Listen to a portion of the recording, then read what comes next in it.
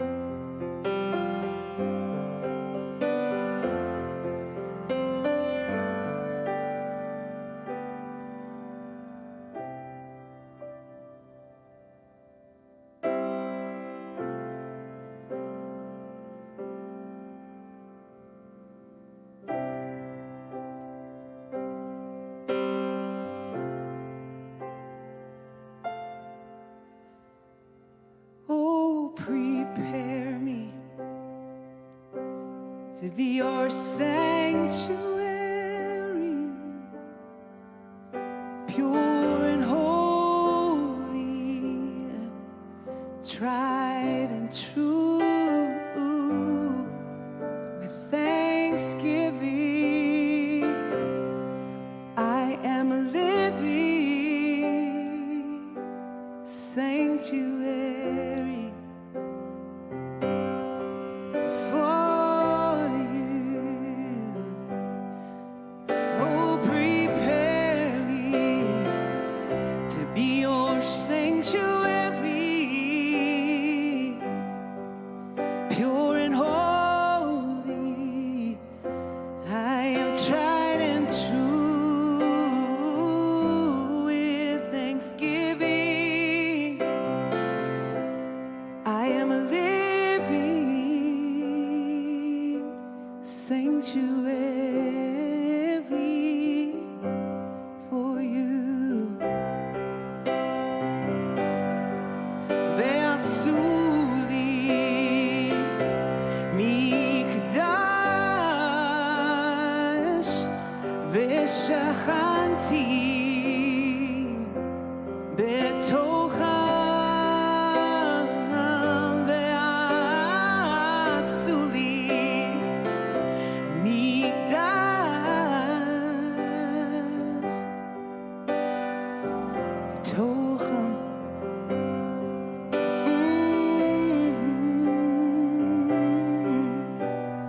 And I am your sanctuary. I am yours, oh Spirit, oh, and I am your sanctuary. I am yours. Vasuli mikdash.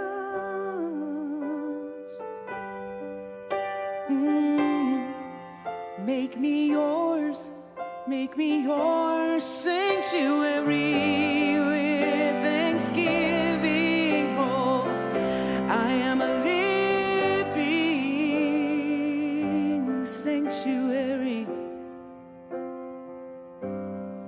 I am a sanctuary. Make me your sanctuary. I am yours. I am yours. I am your sanctuary. Oh, prepare me to be your sanctuary.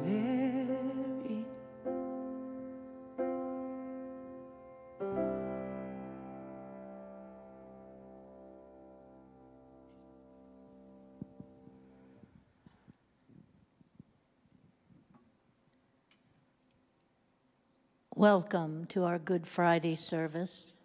This is a sacred time for inner reflection, renewal, and transformation. Tonight we explore a new thought perspective on Good Friday, using the events of Jesus' final days as our spiritual guide. Because this is a deeply contemplative experience, we ask that you hold your applause. I'd like to invite Dr. Patty forward. She will prepare us now to begin our journey with prayer.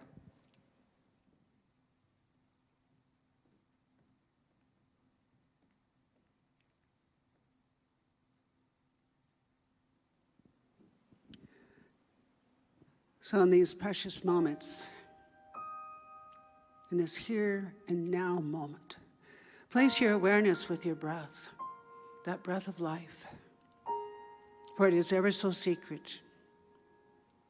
And I recognize within this beautiful sanctuary of consciousness, it allows us to just move gently, very gently, into that inner sanctuary.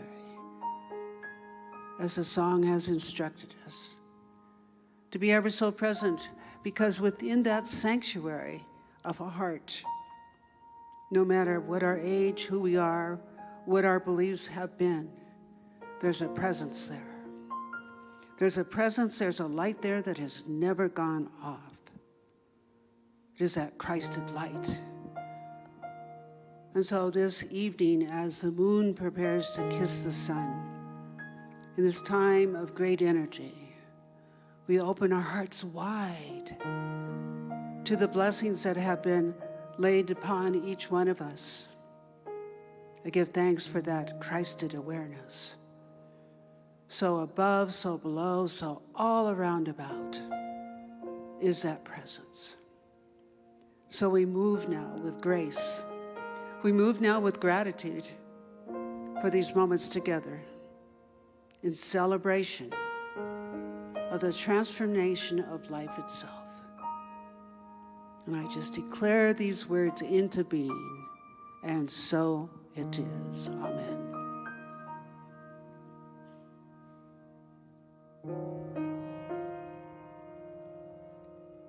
Where I am,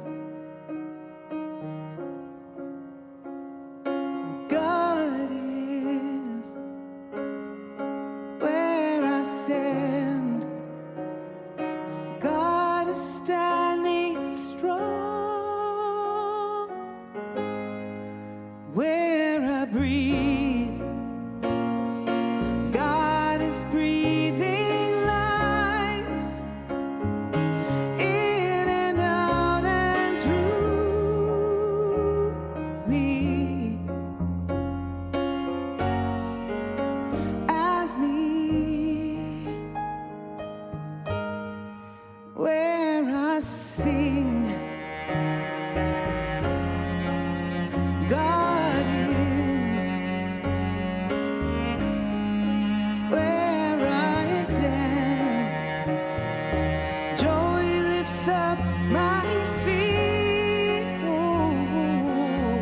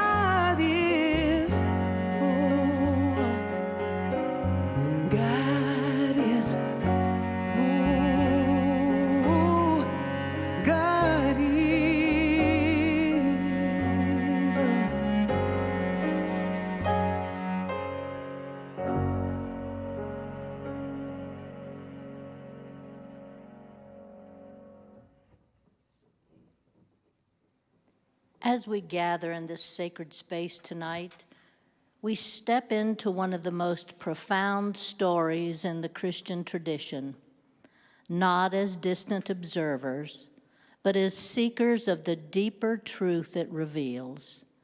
Good Friday invites us to look beyond the outer events of suffering and betrayal and to listen to the quiet, enduring presence beneath it all. That presence is the Christ within, the divine essence that cannot be wounded, diminished, or destroyed. That is why our service tonight is titled, The Unbroken I Am.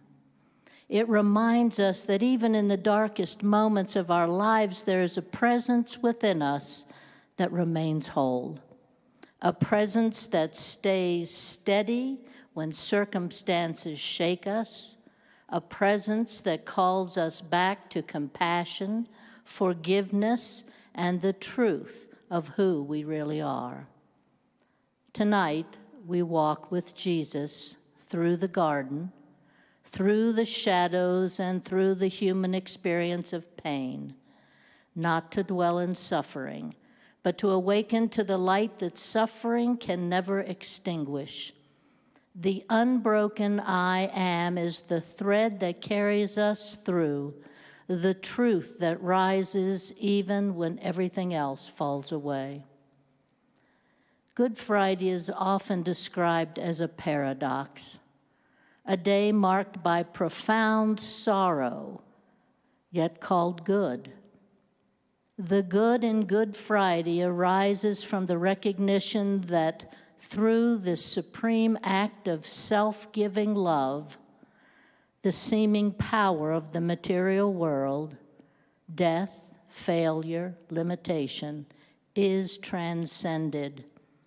In this moment, a pathway opens into spiritual freedom and a new kingdom consciousness. The power of consciousness reminds us that difficult things happen even to good people. Yet Christ's sacrifice reveals that spirit is never defeated by worldly suffering.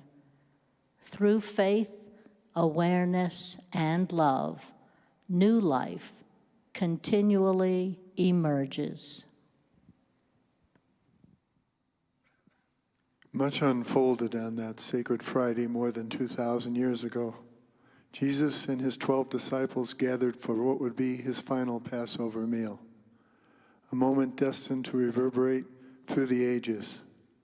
In that upper room, he offered them bread and wine, simple elements transformed into symbols of thanksgiving and a love that pours itself out without reservation.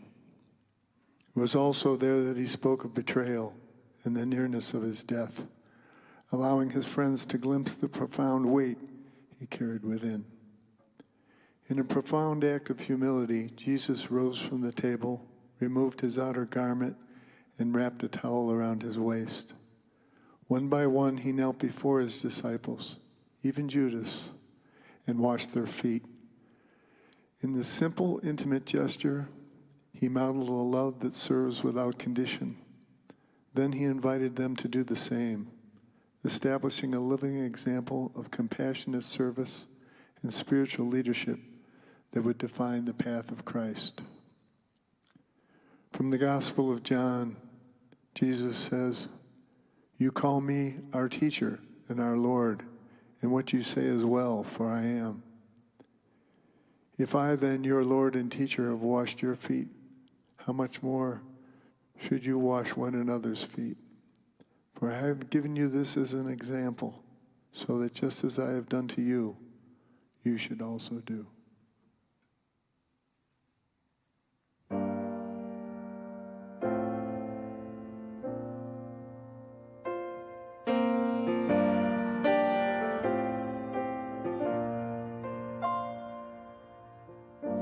To be humble, to be kind. It is the giving of the peace in your mind. To a stranger, to a friend, to give in such a way that has no end. We are love, we are one. We are how we treat each other when the day is done. We are peace, we are war. We are how we treat each other and nothing more. To be bold and to be brave, it is the thinking that the heart can still be saved, but the darkness can come quick. The dangers in the anger and in the hanging on to it. We got love, oh, we are one. We are how we treat each other when the day is done. We are peace, we are war. We are how we treat each other and nothing more. Tell me what it is that you see. A world that's full of endless possibility. And heroes don't look like they used to. They look like you do. Oh.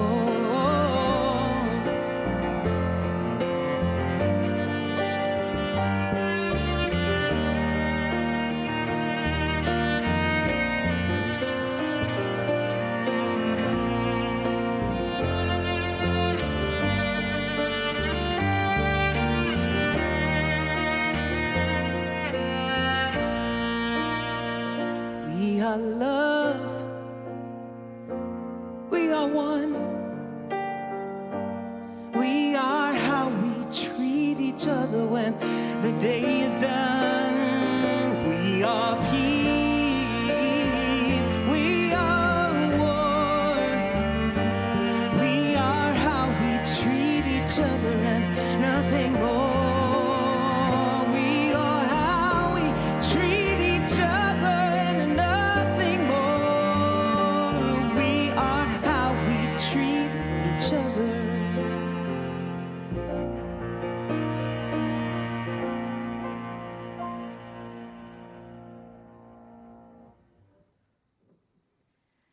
After the Passover meal, Jesus led his disciples out into the night, crossing the quiet darkness of the Kidron Valley toward a familiar refuge, the Garden of Gethsemane.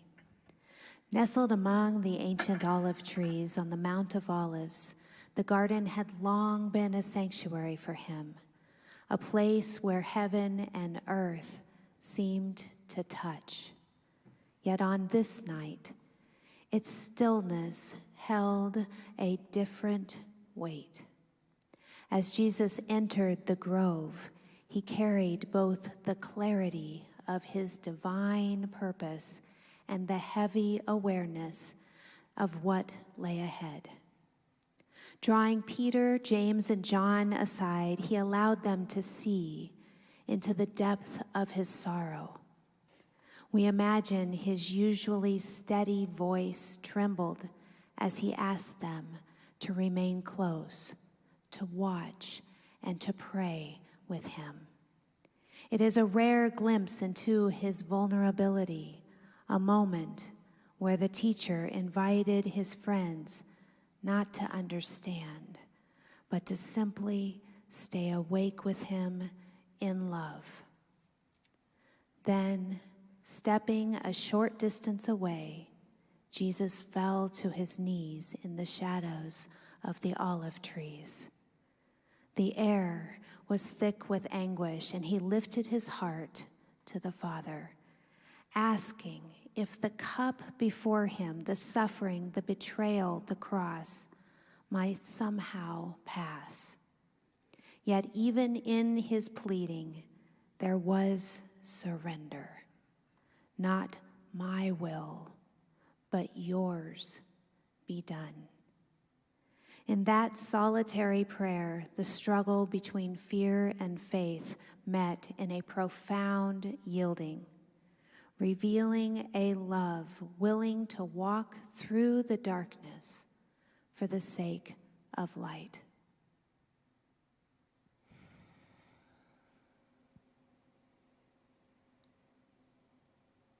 And now I'm going to invite each of you in the room and online to close your eyes or use a downward gaze if that works better for you.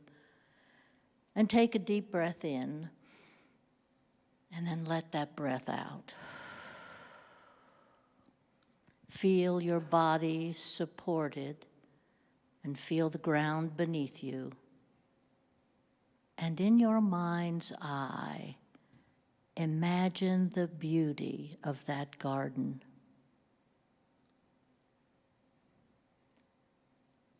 Hearing the rustling leaves of the olive trees and the night sounds. Smelling the fragrances of the blossoms.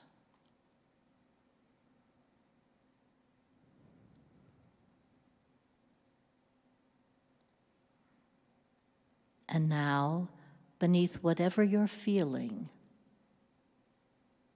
sense the quiet radiance of the I Am.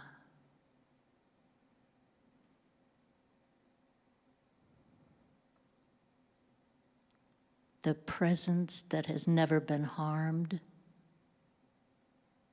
never been broken, never been lost. Now rest here for a few moments.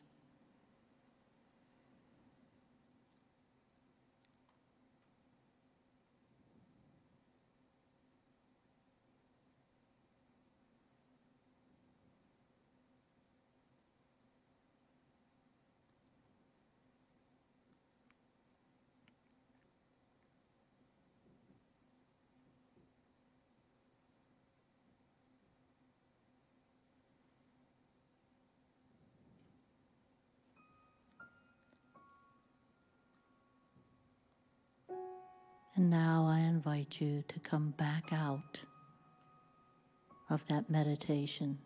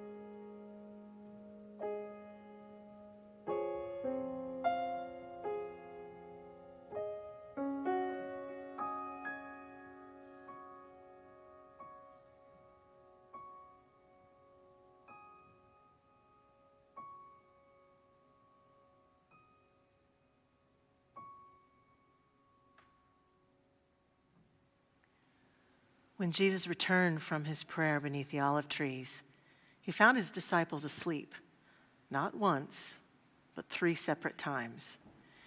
Each time he asked them to stay awake, to hold vigil with him in his hour of need, yet their bodies succumbed to fatigue. Their slumber was not a betrayal, but a tender reminder of human limitation. Even the closest to him could not fully comprehend the depth of his inner struggle. Still, Jesus met their weakness with compassion, understanding how fragile trust can be and how essential it is for genuine spiritual connection. As he approached them one final time, the quiet of the garden was suddenly broken by the flicker of torches and the murmur of an approaching crowd. One of his disciples, Judas Iscariot, stepped forward from the shadows, leading soldiers and officials to arrest him.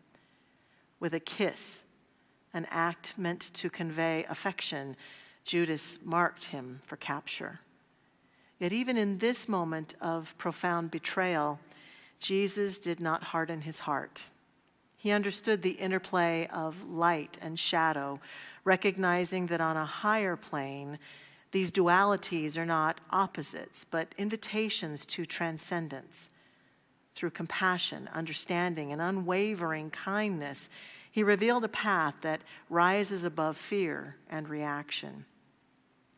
In our own lives, moments of betrayal can feel like an emotional crucifixion, trust shattered, connection ruptured, the heart left aching. Yet within this darkness lies the possibility for profound growth. These experiences challenge us to expand our capacity for forgiveness, to acknowledge our shared vulnerability, and to honor the complexity of human relationships. Forgiveness is not passive. It is a conscious, courageous choice to release resentment and allow the healing light of compassion to enter the places where pain once lived. Just as Jesus forgave those who betrayed him, we too are invited into the redemptive power of forgiveness, not to erase the past, but to transform our relationship to it. When we choose forgiveness, we reclaim our peace. We open the door to reconciliation within ourselves and others, and in doing so, we walk the same path Jesus walked in Gethsemane, a path of surrender, compassion, and the quiet, steadfast strength of divine love.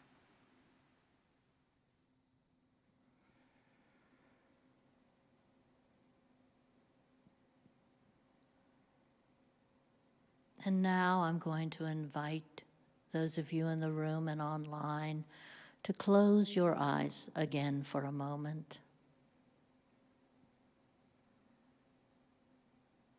And imagine yourself in Jesus' place on that night.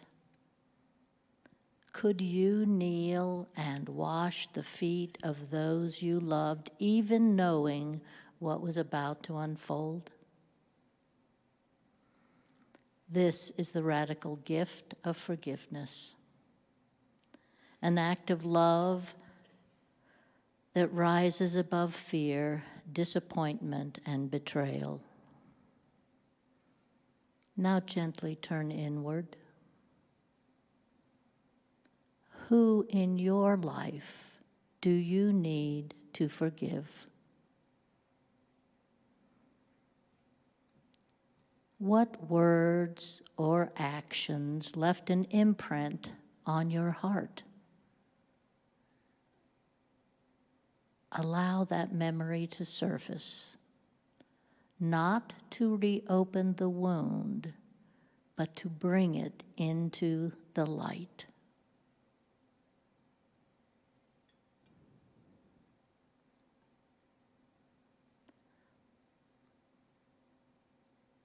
Hold that person in mind. See the situation clearly.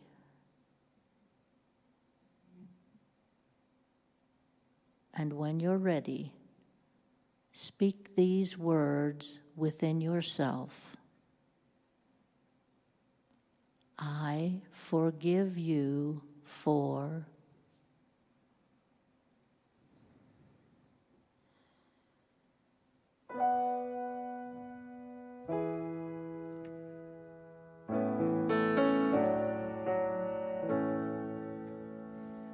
In this moment, in this place, I remember who I am,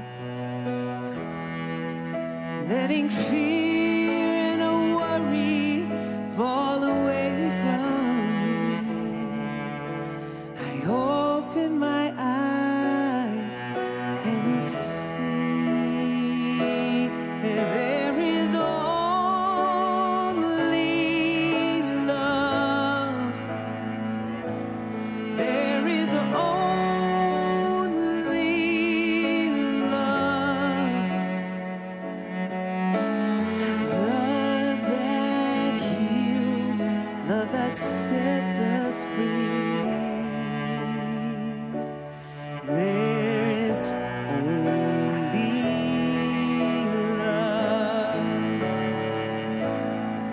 when I lose myself,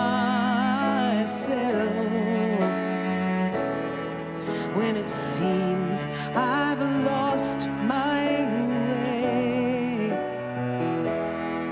will I go inside and quiet my mind? I hear Spirit gently say that there is only love, only love.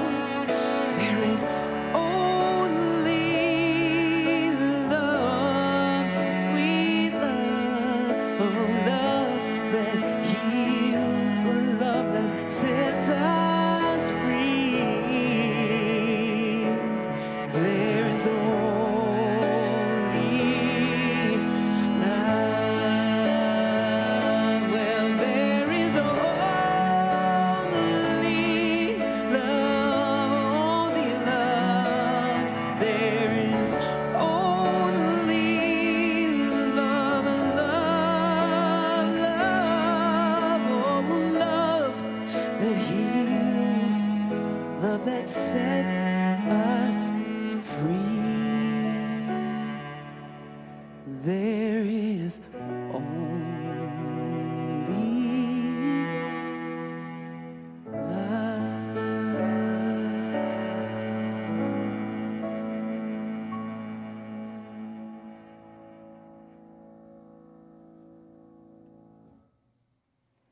After the Passover meal and the time of prayer in the garden, Jesus was taken before Pontius Pilate, the Roman governor, for trial.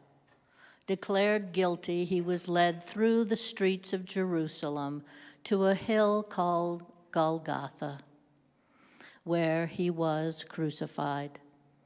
His body was then placed in a tomb given by one of his followers, marking the solemn end of that sacred day. When we contemplate the suffering of Jesus, we are invited into a deeper compassion, not pity, but a recognition of our shared humanity. New Thought teaches that compassion is a transformative force, dissolving barriers and awakening the heart. Good Friday becomes a catalyst for living with greater tenderness, greater presence, and greater understanding. Good Friday also reminds us that the spiritual journey is never static. Even Jesus was called from one moment to the next, each step unfolding a deeper realization of divine truth. Ernest Holmes speaks to this universal movement of spirit when he writes, "Nature will not let us stay in any one place for too long. She will let us stay just long enough to gather the experience necessary to the unfolding and advancement of the soul. Nature demands change in order that we may advance." This is the same movement carrying Jesus from the upper room to the garden, from sorrow to surrender, from human limitation to divine realization. It is the movement carrying each of us forward, urging us to greater awareness, greater love, and a fuller expression of the unbroken I am within.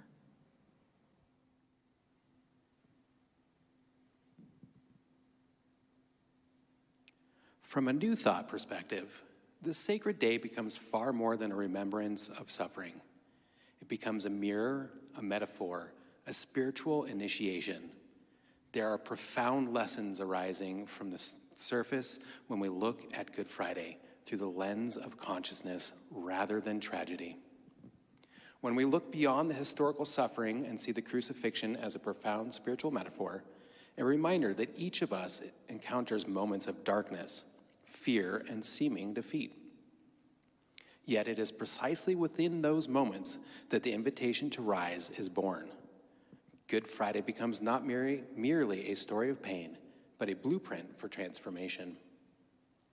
In this light, Jesus' suffering is not punishment, but the ultimate demonstration of embracing darkness within the unwavering faith of love.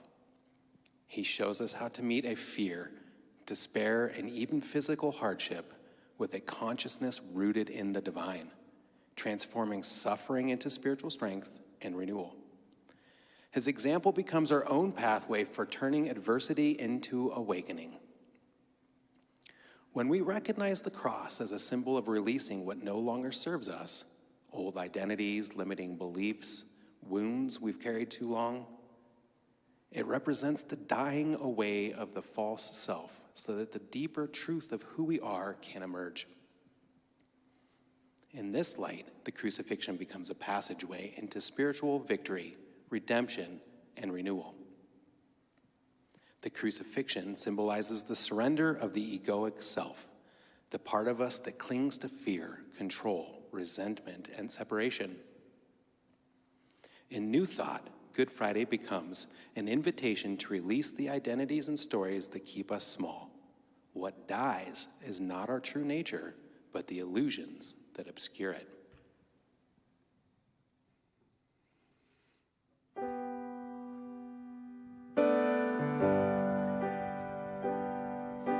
The sky was falling and streaked with blood.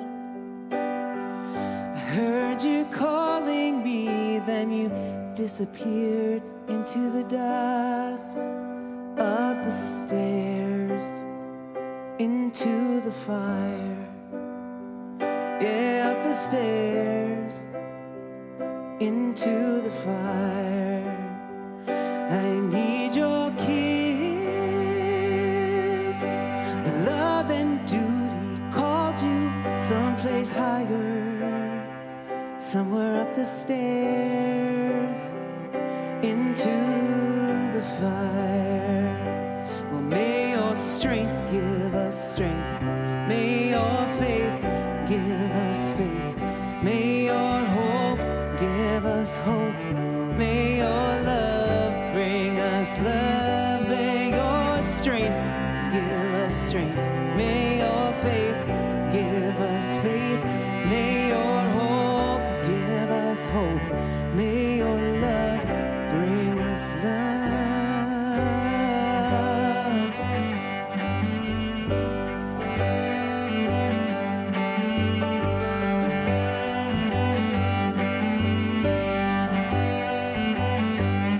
You gave your love to see fields of red and autumn brown. Well, you gave your love to me and then lay your young body down up the stairs into the fire. Yeah, up the stairs, oh, into the fire. Oh, I need you near, but love and duty called you someplace higher, somewhere up the stairs, into the fire. And may your strength give us strength, may your faith give us faith, may your hope give us hope, may your love bring us love, may your strength give us strength, may your faith give us faith, may your hope give us a hope, may your love bring us love, may your strength give us strength, and your faith give us faith, and your hope give us hope, may your love bring us love, oh yeah.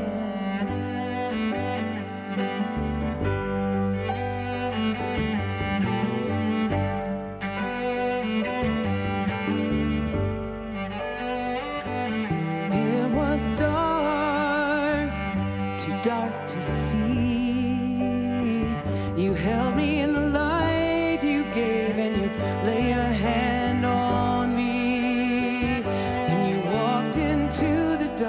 place of your smoky grave, up the stairs, into the fire. Yeah, you went up the stairs, into the fire. Well, I need your kiss, but love and duty called you someplace higher. You went somewhere up the stairs, into the fire. Oh, may your strength give us strength. May your faith give us faith. May your hope give us hope. May your love bring us love. Oh, strength to strength. Oh, faith to faith. May your hope give us hope. May your love bring us love. May your strength bring us strength. May your faith give us faith. May your hope give us hope.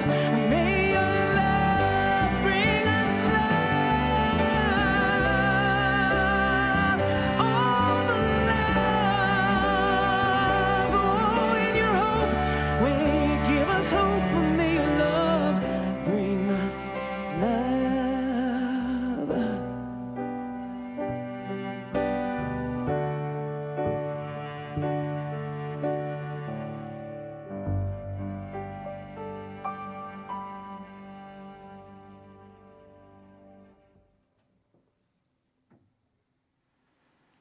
From a New Thought perspective, what deeper insights does this sacred day offer us? Good Friday shows us that God is anything but distant. In the story we honor today, we witness a divine presence that steps directly into the heart of human experience, into our pain, our fear, and our sorrow. This sacred vulnerability becomes an act of deep solidarity with all who suffer, a reminder that in our darkest moments we are held, accompanied, and never alone. This Good Friday narrative shows how fear, judgment, and misunderstanding can veil our inherent reality, creating the illusion that we are separate from God, from one another, and from our own divine essence. This sacred day becomes a mirror, revealing the cost of forgetting our oneness and the healing that unfolds when we remember it. The crucifixion offers a radical lesson in non-resistance. Jesus does not meet violence with violence. Instead, he embodies a love so expansive that it refuses to retaliate. His response challenges the world's notions of power and invites us into a higher way of being, one rooted in compassion, courage, and love, rather than force or domination. New Thought sees Good Friday not as a day weighted by sorrow, but as a luminous teaching on how divine love lifts us beyond the shadows of fear and negativity. It whispers that even in our darkest hours, a deeper truth continues to shine, and the quiet promise of inner triumph is never far from our grasp. From this perspective, Good Friday reveals Christ as the embodiment of divine love in the midst of human pain. His path becomes a living example of how to rise above fear, move beyond material limitation, and uncover the divine essence within every person. Suffering is not seen as punishment, but as an opening threshold into greater spiritual awareness and deeper union with the divine, preparing the way for Easter's promise of renewal and resurrection.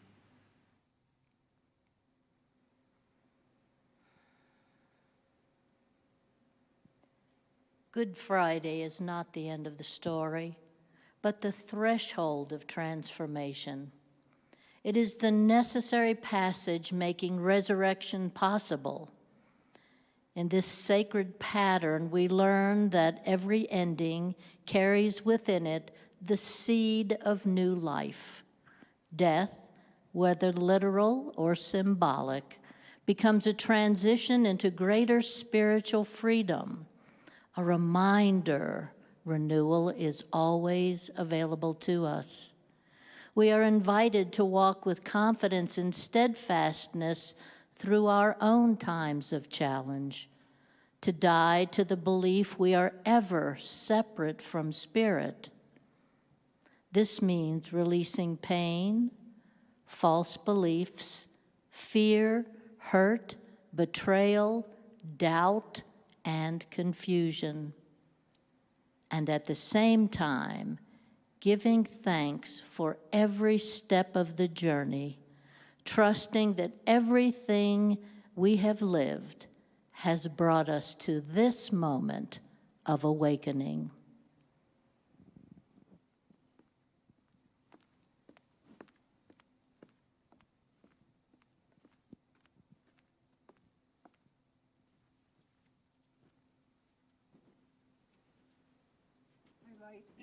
I light this Christ candle, for this Christ light lives within each one of you.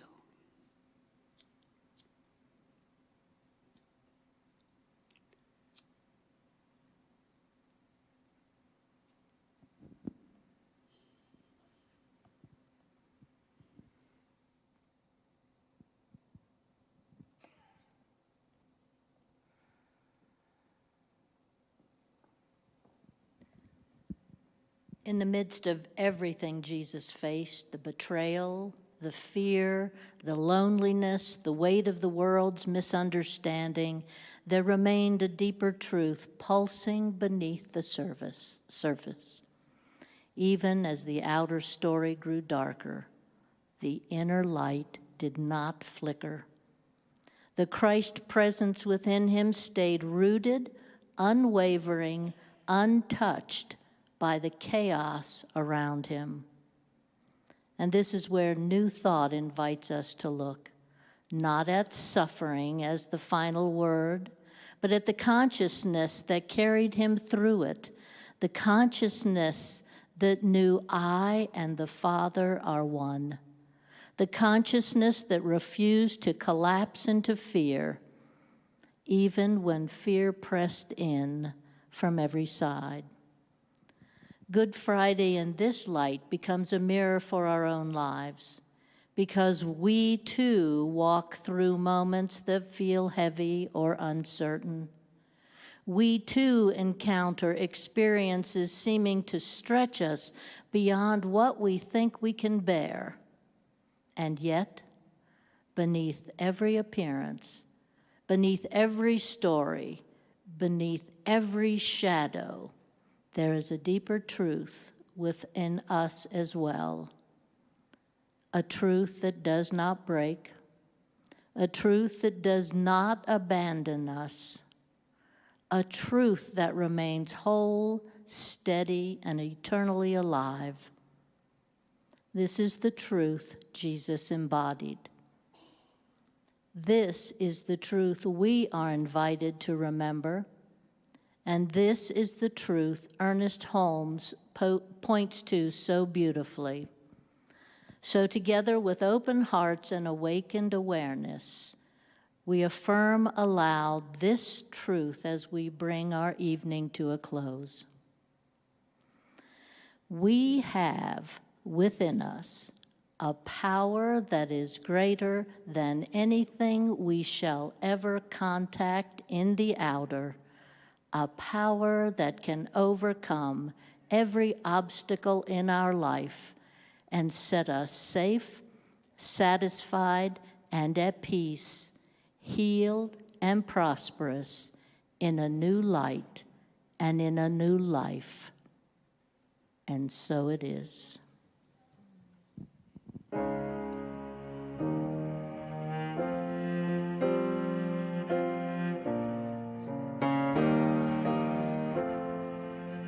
Well, I want to give a thank you on behalf of ministry and our little band here in production. Thank you for being with us this evening, whether in person or online. We're blessed by your presence. Please join us on Easter this Sunday. And as you're leaving, there will be baskets out the door, and as well as the Ernest Holmes quote, an affirmative card you can take with you. So I hope you'll sing with us. Here we go. I am thankful, so grateful. I am one in the spirit all around me. I am thankful, so grateful. I trust in God. I am thankful. I am thankful, so grateful. I am one in the spirit all around me. I'm thankful, so grateful. I trust in God. I surrender. I surrender. I surrender. I am one in the spirit all around me. I surrender. I surrender. I trust in God. I am thankful. I'm thankful, so grateful. I am one in the spirit all around me. I'm thankful, so grateful. I trust in God. I trust in God. I trust in God. Yeah, yeah. I trust in God.